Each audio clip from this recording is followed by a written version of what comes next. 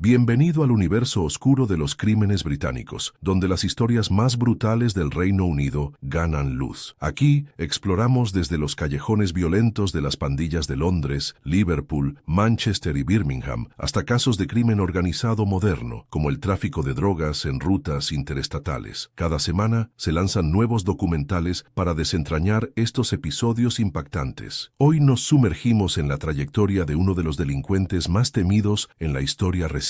Dale Cregan, conocido por el apodo siniestro One Eye Monster. En este documental analizaremos cada fase de su vida, buscando comprender las motivaciones detrás de sus elecciones crueles. Nacido en junio de 1983, Cregan creció entre las filas de casas de ladrillo rojo en Droylsden, un este del centro de Manchester. Cuando era adolescente, ya era traficado de marihuana. A la edad de 20 años había programado el comercio de cocaína, pero su participación en el crimen fue mucho más allá del tráfico de drogas. Era un hombre violento, un miembro activo de un inframundo criminal que se extendió por la ciudad como una plaga. Cregan estaba orgulloso de sus actividades ilegales. Los robos a mano armada, el lavado de dinero y el tráfico de drogas fueron su rutina. Su rostro delgado y su cuerpo delgado ocultaron una naturaleza sádica. El detalle más llamativo y atado fue su ojo izquierdo, una prótesis de vidrio negro, el resultado de una lesión severa. Afirmó haber perdido la atención en una pelea en Tailandia, pero la policía sospechó que el acto había sido un castigo de una pandilla rival después de faltarle el respeto. Fue en este entorno de lealtades peligrosas y venganza lo que prosperó. El camino que llevó a Cregan a cometer uno de sus crímenes atroces comenzó 5 meses antes del fatídico septiembre de 2012, en un bar llamado Cotton Tree, en Droylsden. Allí, en mayo de ese año, un conflicto entre dos familias criminales de Manchester, los Pantalones Cortos y los Atkinson, reavivaron una antigua rivalidad.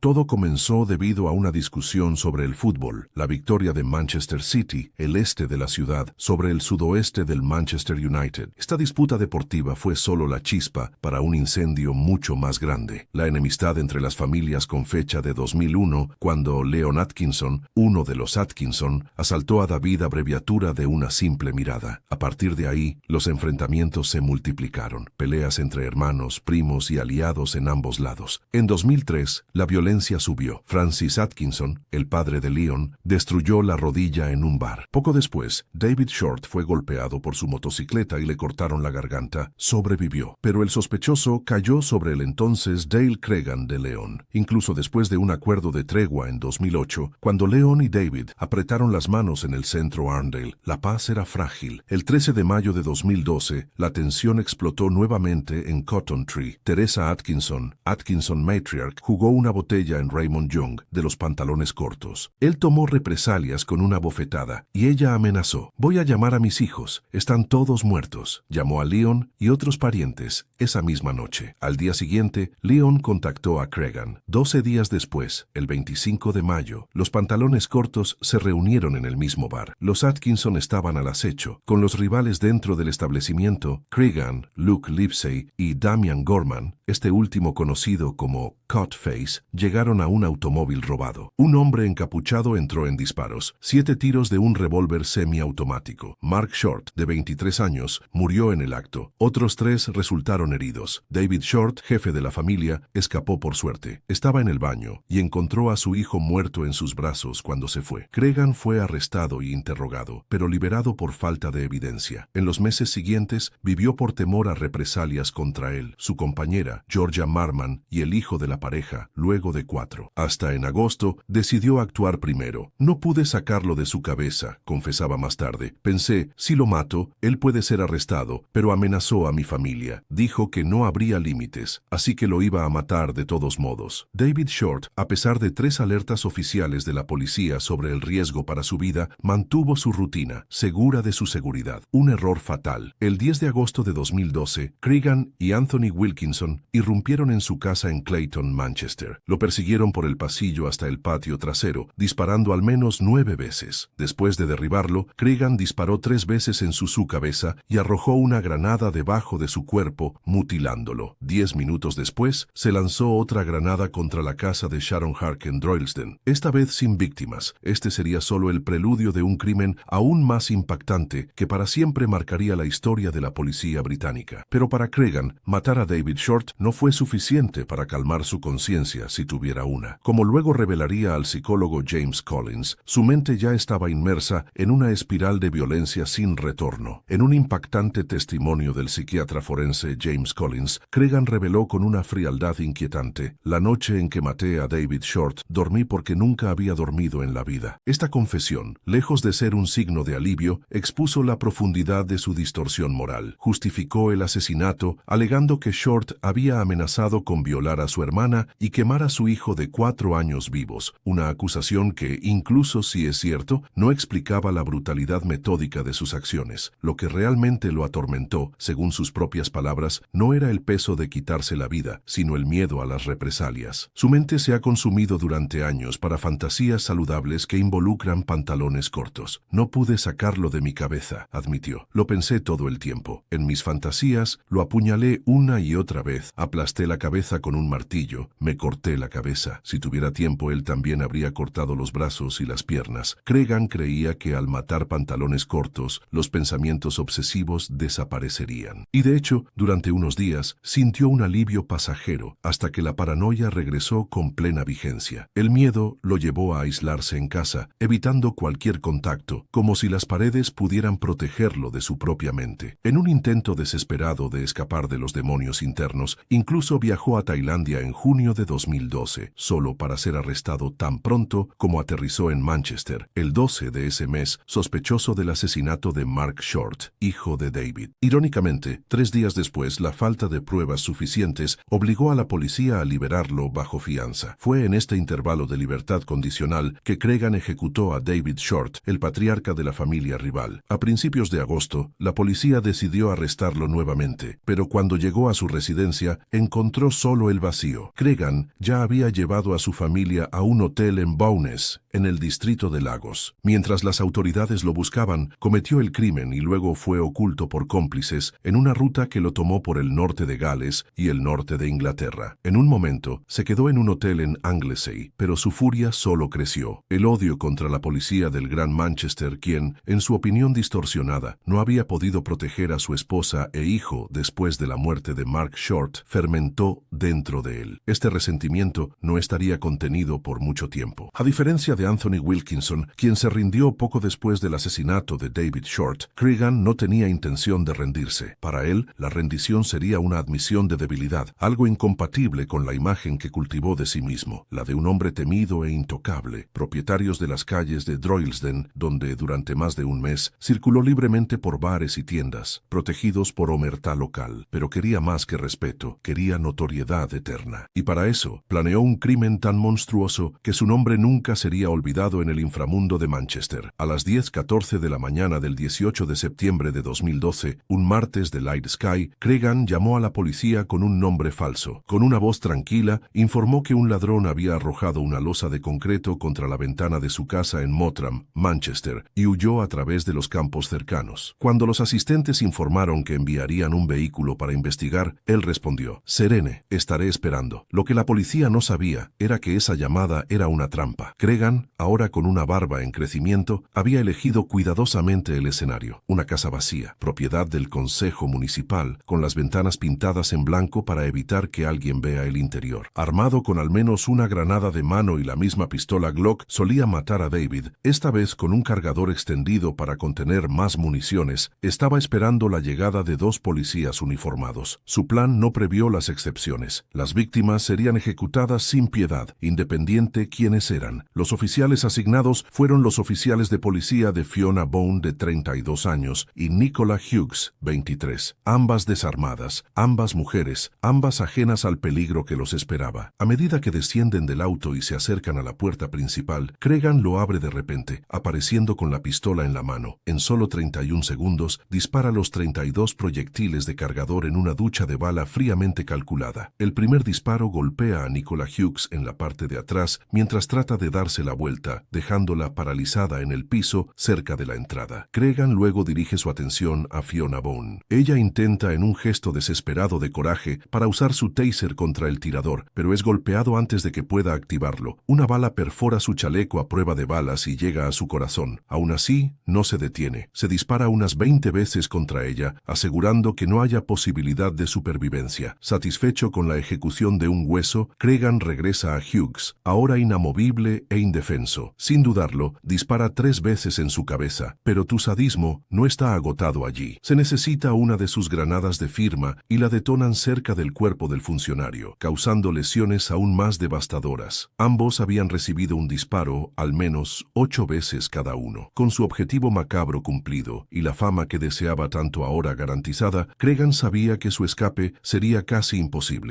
Incluso consideró tomar un ferry a Irlanda, pero al final optó por un resultado teatral. Se dirigió a la estación de policía de Hyde en Manchester, en un BMW robado, con la tranquilidad de aquellos que acababan de hacer compras en el supermercado. Mientras caminaba hacia el mostrador de servicio, llamó a su novia en su teléfono celular, como si no hubiera pasado nada. Usando un pantalones cortos azules y una sudadera gris, su apariencia era la de un hombre sin preocuparse. Cuando un oficial de policía lo reconoció instantáneamente, como buscado por los pantalones cortos de la familia corta, y saltó sobre el mostrador para detenerlo, Cregan declaró impasible: «La policía me busca. Acabo de matar 2 tiras». Cuando se le preguntó si estaba armado, respondió con un cinismo frío: «Tiré el arma en la escena del crimen, maté a 2 policías, estabas amenazando a mi familia por lo que te descartaron». Incluso mientras fue esposado, continuó la conversación por teléfono, como si los 2 asesinatos que acababa de cometer fueran un detalle irrelevante. Fue el vértice de su actuación narcisista, el último acto público de un asesino vano e implacable. Más tarde, bajo custodia, incluso murmuró un falso arrepentimiento: «Lo siento por los 2 que murieron. Me gustaría que fueran hombres». La oración, sin embargo, sonaba hueca. Cregan tuvo suficiente tiempo para abortar el ataque cuando vio que los oficiales eran mujeres, y sin embargo continuó. Para expertos como Ellie Gotzi, una psicóloga criminal que lo evaluó, su comportamiento era típico de un psicópata en busca de un final glorioso, distorsionado por la necesidad de preservar una imagen de poder. En el inframundo criminal no son solo guerras para territorio o disputas, explicó Gotzi. Hay un código moral malvado, donde el honor lo es todo. Quizás en ciertos círculos, para matar a la policía ver un tipo de prestigio poco saludable. Para Cregan, ese baño de sangre no era un delito, sino una declaración. La gracia es el núcleo del comportamiento psicópata, como Gotzi destacó. Para las personas como Cregan, cuyas vidas a menudo están vacías y sin propósito, la necesidad de construir una autoimagen distorsionada se convierte en una obsesión. Llenan el vacío con una versión grotesca de sí mismos, explicó el psicólogo. Mientras tanto, otros se reducen a simples extras en su drama personal. Esta indiferencia a los demás era un rastro sorprendente en Cregan, que parecía ver a las personas solo como instrumentos para alimentar a su propia leyenda. Sir Peter Fahey, entonces jefe de policía de Manchester, reforzó esta visión. Para él, Cregan no solo aceptó su destino como criminal, sino que lo convirtió en un espectáculo calculado. Quería ser visto como un antihéroe, un desacuerdo que desafió al sistema hasta el último momento, dijo Fahey después del arresto. La entrega voluntaria a la policía, lejos de ser un acto de arrepentimiento, fue un movimiento estratégico. Cregan temía ser derribado en confrontación armada, lo que privaría al escenario que quería tanto. Por lo tanto, se aceleró hacia la estación de policía, asegurando que su captura fuera tan teatral tus crímenes. Pero la fascinación con su figura no se limitó al inframundo. En barrios como Droylsden, Manchester, la mezcla de envidia y miedo alimentó a un culto a la personalidad enferma. Los residentes describieron el ostentoso estilo de vida de Cregan y sus compinches: viajes frecuentes, autos de lujo, bronceado que denunció las vacaciones en los paraísos distantes como un marcado contraste con la realidad de la mayoría. Cuando ves que alguien llega a la escuela o la guardería en un 4x4 con un resort tan, no hay duda sobre de dónde proviene el dinero, comentó un vecino. La violencia, el tráfico y la sede de notoriedad local fueron los ingredientes que transformaron a Cregan en el asesino de 2 policías desarmados y 2 rivales de crímenes organizados. Su perfil psicológico reveló una combinación explosiva: rasgos psicópatas, narcisismo patológico y una habilidad manipuladora que lo convirtió en un depredador social. Cregan no pudo soportar la idea de pasar desapercibido. Era un matón que se alimentó del miedo a los demás, un hombre para quien su atención, incluso negativa, era mejor que el anonimato. Esto explica por qué, cuando su juicio comenzó en el Tribunal de la Corona de Preston, el 4 de febrero de 2013, insistió en declararse inocente de los 4 cargos de asesinato y 3 intentos de asesinato. El escenario fue digno de una película. Unos 150 oficiales de policía armados, un esquema de seguridad que costó alrededor de 5 millones, y un tribunal se convirtió en fortaleza. Cregan, con una sudadera amarilla, observó todo con indiferencia calculada mientras la fiscalía comenzaba a exponer, en detalles brutales, la extensión de sus crímenes ante las familias de las víctimas. Quería que el mundo supiera quién era y qué pudo. Cada palabra del proceso fue una etapa para su autoafirmación. Solo 4 días después, cuando la fiscalía ya describió el asesinato de los agentes de policía Fiona Bone y Nicola Hughes, Cregan